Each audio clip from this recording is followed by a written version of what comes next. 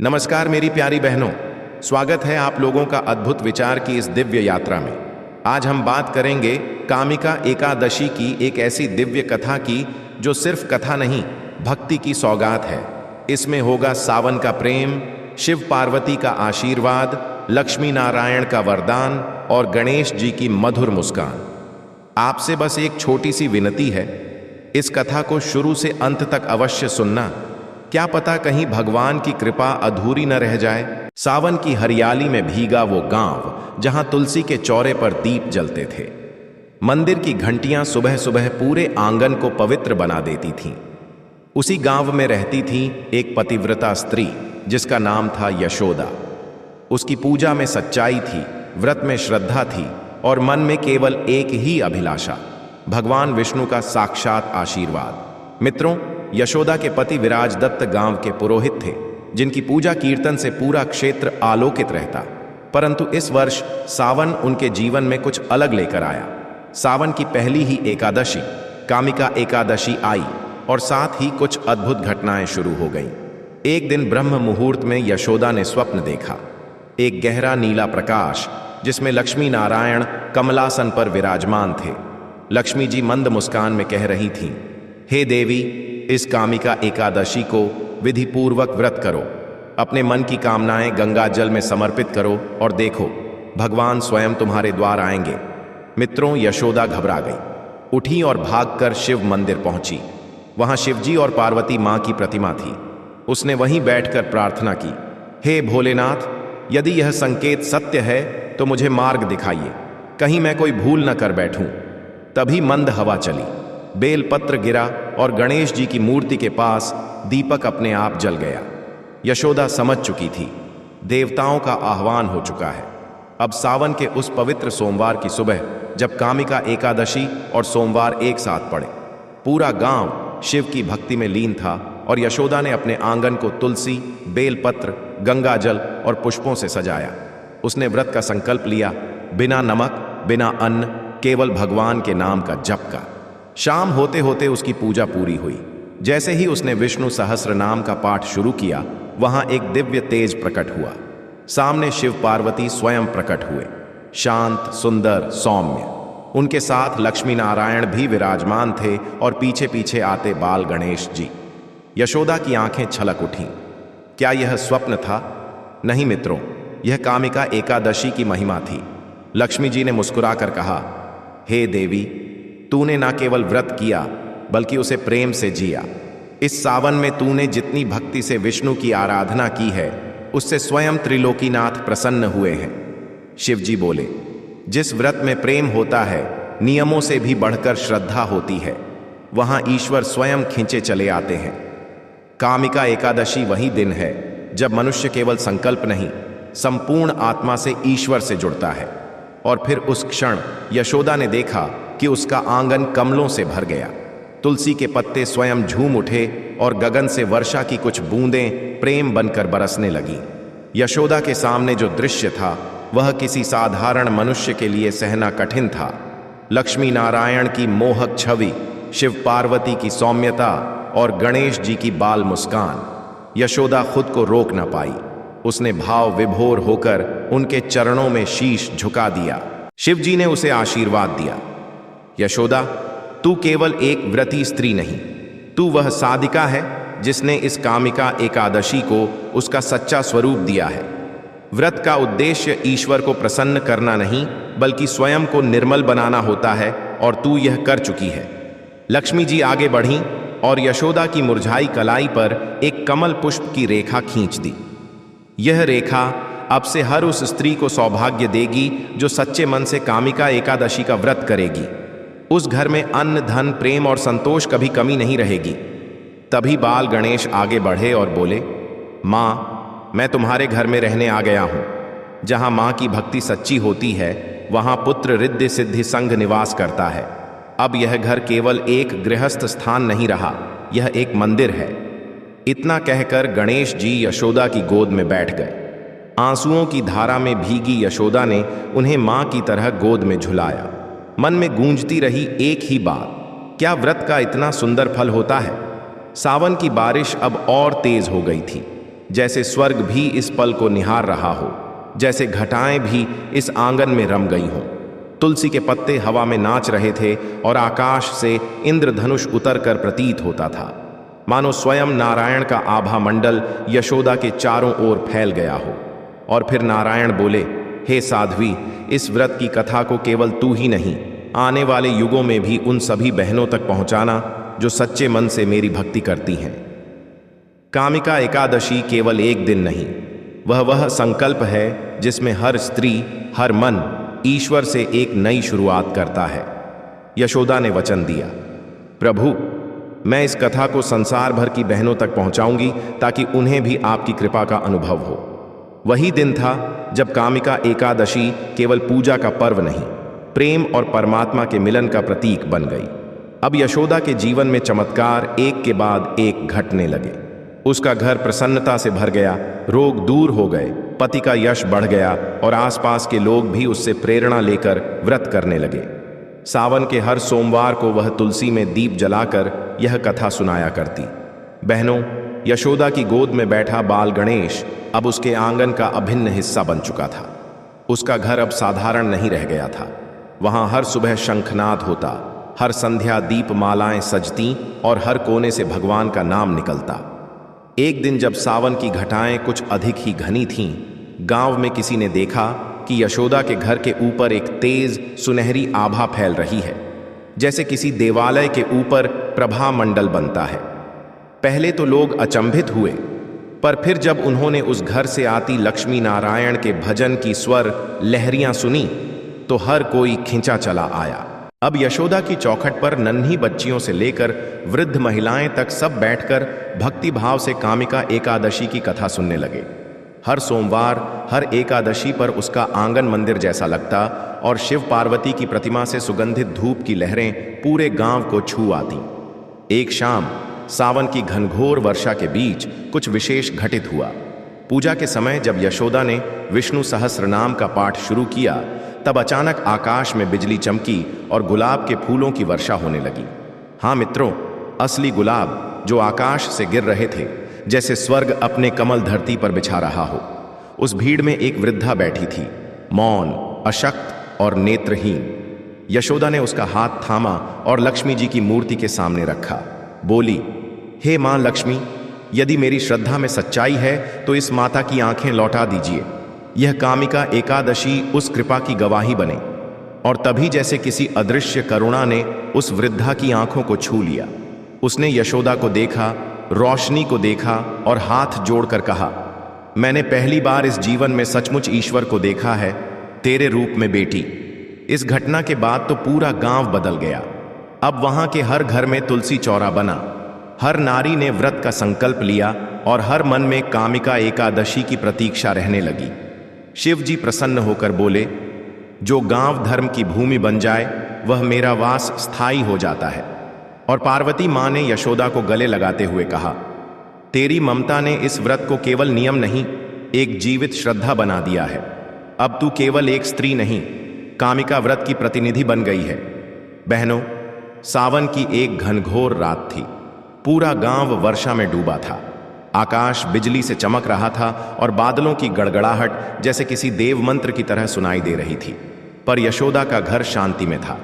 तुलसी चौरे के पास दीपक मंद मंद जल रहा था और उसके भीतर एक अनोखा प्रतीक्षा का मौन था, जैसे कोई ईश्वरीय उपस्थिति बस आने ही वाली हो। मित्रों, फिर अचानक द्वार पर दस्तक हुई। धीरे धीरे यशोदा ने द्वार खोला।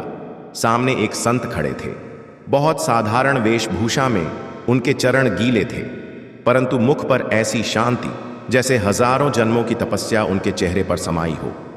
यशोदा ने बिना कुछ पूछे उन्हें भीतर बुलाया, चरण धोए, आसन दिया और विनम्रता से कहा, स्वामी, सावन की रात है, बाहर बहुत वर्षा हो रही है, कृपया आज यहीं विश्राम करें और मेरे भाग्य को पूर्ण करें।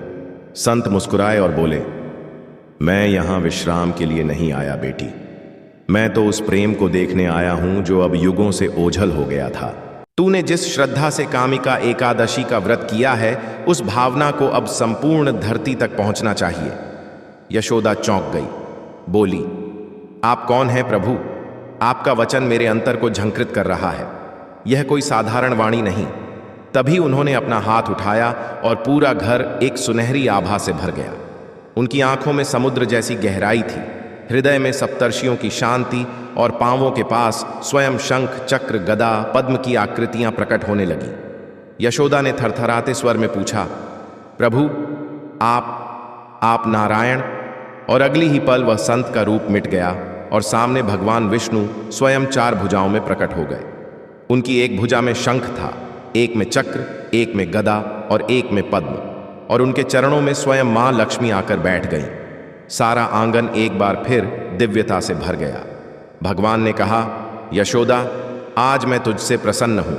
तेरा प्रेम, तेरी सेवा, तेरी कथा, सब कुछ इतना सच्चा है कि मैं स्वयं धरती पर आने को विवश हो गया।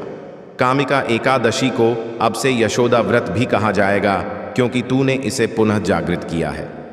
वो क्षण पूरे गांव के लिए इतिहास बन गया। शिव पार्वती भी प्रकट हुए। पार्वती मां ने यशोदा को गले लगाया और कहा, बेटी, तूने संसार को दिखाया कि श्रद्धा किसी जाति, अवस्था, विद्या से नहीं होती, वह तो केवल हृदय से होती है। अब तू हर उस स्त्री की प्रेरणा है जो अपने घर के मंदिर में दीप जलाती है। गणेश जी आगे आए और मुस्कुराते हुए बोले, मां, आज से हर बच्चा जब कामिका एकादशी की कथा सुनेगा तो तेरा नाम लेकर बोलेगा, मां, यशोदा जैसी श्रद्धा चाहिए। बहनों, रात्रि का समय था, पर यशोदा के घर का आंगन अमृत ज्योतियों से उज्जवल हो रहा था। भगवान विष्णु स्वयं सामने विराजमान थे, लक्ष्मी जी उनके चरणों में, और शिव पार्वती एक दिव्य मुस्कान लिए उनके बगल में खड़े थे। बाल गणेश कभी धूप के पास खेलते, कभी तुलसी की पत्तियां चुनते, जैसे कि कोई देवों की छोटी सभा हो। उसी क्षण नारायण ने यशोदा को पास बुलाया। उनकी वाणी शहद जैसी मधुर थी। उन्होंने कहा, यशोदा, जो मैं अब तुझे बताने जा रहा हूं वह केवल तेरे लिए है, ताकि तू इसे अपने जैसी उन स्त्रियों तक पहुंचा सके जो सच्चे मन से व्रत करती हैं पर विधियों को नहीं जानती। यह कामिका एकादशी की एक गुप्त विधि है जो किसी ग्रंथ में नहीं, केवल भक्ति की गहराई में मिलती है। यशोदा ने हाथ जोड़ लिए, अपने भाग्य पर विश्वास ही नहीं कर पा रही थी। नारायण ने उसे सिखाया। कामिका एकादशी की संपूर्ण कृपा पाने के लिए उस दिन रात्रि में तुलसी का एक पत्ता चांदनी के नीचे रखकर भगवान विष्णु के नाम का जाप करना चाहिए। ओम नमो भगवते वासुदेवाय, यह मंत्र 108 बार उसी पत्ते को देखकर बोलो। तुलसी देवी उस मंत्र को अपने हृदय में ले जाकर विष्णु तक पहुंचा देती हैं। व्रत के दिन केवल अन्न न खाना ही व्रत नहीं है, मन का व्रत, वाणी का व्रत और दृष्टि का व्रत भी होना चाहिए। मन में किसी के लिए कटुता न हो, वाणी से किसी का दिल न दुखाओ और दृष्टि से किसी को तुच्छ न समझो। यही व्रत की पूर्णता है। कामिका का अर्थ ही होता है इच्छा को ईश्वर में समर्पित करना। जो इच्छा में भी प्रभु देखे, उसकी हर इच्छा पूरी होती है। यशोदा की आंखों में अश्रु आ गए। उसने वह तुलसी पत्ता अपने हृदय से लगाया और संकल्प लिया कि वह यह गुप्त विधि सभी बहनों तक पहुंचाएगी, पर उसी पवित्रता से जैसे आज उसे मिली है। बाहर सावन की फुहारें अभी भी धीमी धीमी बरस रही थीं, जैसे स्वर्ग भी इस रहस्य की गवाही दे रहा हो। शिवजी बोले, यशोदा, आज तू केवल एक व्रती नहीं रही, तू अब वह धारिणी बन गई है जो व्रत की आत्मा को धारण करती है। तूने धर्म को फिर से जीवित किया है। पार्वती मां मुस्कुराई और बोली, बेटी, एक स्त्री जब सच्चे भाव से व्रत करती है तो उसका घर मंदिर बनता है और वह स्वयं देवी का रूप धारण कर लेती है। तेरी जैसी बहनों से ही संस्कारों की परंपरा आगे चलती है। मित्रों, आंगन में दिव्यता उतर चुकी थी। सावन की मधुर रात और दीपों की रेखा के बीच बैठी यशोदा अब कोई साधारण स्त्री नहीं रही थी। वह साक्षात भक्ति की मूर्ति बन चुकी थी और उसका मन भाव विभोर था, जैसे वह स्वप्न देख रही हो। भगवान नारायण ने स्नेह से उसे देखा। उनकी दृष्टि में करुणा भी थी, आग्रह भी और एक गहरा रहस्य भी छिपा था। उन्होंने कहा, यशोदा, तूने जो व्रत किया, जो श्रद्धा दिखाई, वह इस पृथ्वी के संतुलन को संभालने के लिए पर्याप्त है। लेकिन अब मैं तुझसे एक वचन चाहता हूं, एक ऐसा संकल्प जो युगों तक बहे और अगली पीढ़ियों को भी धर्म से जोड़ता रहे। क्या तू तैयार है? यशोदा ने बिना झिझक के हाथ जोड़ लिए। प्रभु, मैं आपकी हूं। मेरे प्राणों में अब केवल आपकी इच्छा है। कहिए, क्या वचन दूं? विष्णु जी बोले, यह संसार हर युग में भ्रमित होता रहेगा। लोग पूजा करेंगे पर भावना खो देंगे, लोग व्रत करेंगे पर केवल फल के लिए। मैं चाहता हूं कि तू अपने जीवन का शेष भाग सिर्फ इस एक काम में समर्पित कर दे। तू कथा कहे, पर उस भावना के साथ जैसे तूने स्वयं ईश्वर को अनुभव किया हो। हर एक स्त्री जो तुझे सुने वह तेरे शब्दों से ईश्वर को स्पर्श करे। तू उन्हें न केवल कथा सुनाए बल्कि व्रत की आत्मा उन्हें सौंप दे, ताकि जब वे उपवास करें तो वह खाली पेट नहीं बल्कि भरपूर प्रेम और समर्पण से भरे हों। यशोदा की आंखों से आंसू बह चले। बोली, प्रभु, आप यह वचन ले चुके हैं। मेरी वाणी अब आपकी सेवा में है। मेरी कथा अब आपकी महिमा में बहती रहेगी। जब तक मेरी सांस चले मैं सावन की हर एक एकादशी पर यही कथा सुनाऊंगी और हर उस बहन तक पहुंचाऊंगी जो सच्चाई से आपको पाना चाहती है। और जैसे ही यह वचन लिया गया, आकाश में मेघ गर्जना करने लगे। हवा में एक मधुर घंटी की आवाज गूंजने लगी, जैसे देवगण स्वयं उस वचन को सुन प्रमाण दे रहे हों। शिव जी ने मंद मुस्कान में कहा, अब यह व्रत केवल कामिका नहीं, करुणा और कृपा का भी प्रतीक बन गया है। एक स्त्री का प्रेम युगों को बदल सकता है और तूने यह सिद्ध कर दिया। मां पार्वती ने कहा, अब जो स्त्रियां इस व्रत को करेंगी, जब वे तेरा नाम लेकर कथा सुनेंगी तो मैं स्वयं उनकी रक्षा करूंगी। जिस घर में यह कथा बोलेगी वहां कलह नहीं, केवल करुणा होगी। गणेश जी ने अपनी बाल किलकारी में जोड़ा, और मैं उनके द्वार पर बैठा कर दूंगा संकटों का अंत। तभी नारायण ने अंतिम बार यशोदा की ओर देखा और बोले, अब तू केवल मेरी भक्त नहीं, तू यशोदा देवी कहलाएगी और तेरा नाम इस एकादशी के साथ युगों तक जुड़ा रहेगा। और फिर धीरे धीरे वह दिव्य प्रकाश विलीन हो गया। भगवान विष्णु, लक्ष्मी जी, शिव पार्वती और गणेश जी सब स्वर्गलोक की ओर प्रस्थान करने लगे, पर पीछे छोड़ गए आशीर्वाद, कथा और एक चिरस्थायी सौगंध। मित्रों, समय बीत गया, पर वह एक सावन की रात की गूंज, वो दिव्य दृष्टि, वो गुप्त वचन यशोदा के जीवन का केंद्र बन गए। उसने भगवान नारायण के आदेश को केवल आदर से नहीं, अपने अस्तित्व से स्वीकार किया। अब हर एकादशी पर वह गंगा जल से आंगन को धोती, तुलसी के चौरे पर बैठती और सावन की सौंधी महक से भीगी आवाज में कथा सुनाया करती, ठीक वैसे ही जैसे उस रात प्रभु ने उसे सुनाई थी। और जब वह बोलती, बहनों, कामिका एकादशी केवल उपवास नहीं, यह वो दिन है जब आत्मा खुद को ईश्वर की गोद में सौंप देती है, तो सुनने वाली हर स्त्री की आंखें नम हो जाती, दिल भर आता और घर में एक अद्भुत शांति उतर आती। मित्रों, उस वर्ष की अगली कामिका एकादशी पर पूरा गांव व्रत में लीन था। हर स्त्री एकादशी पर व्रत में लीन था।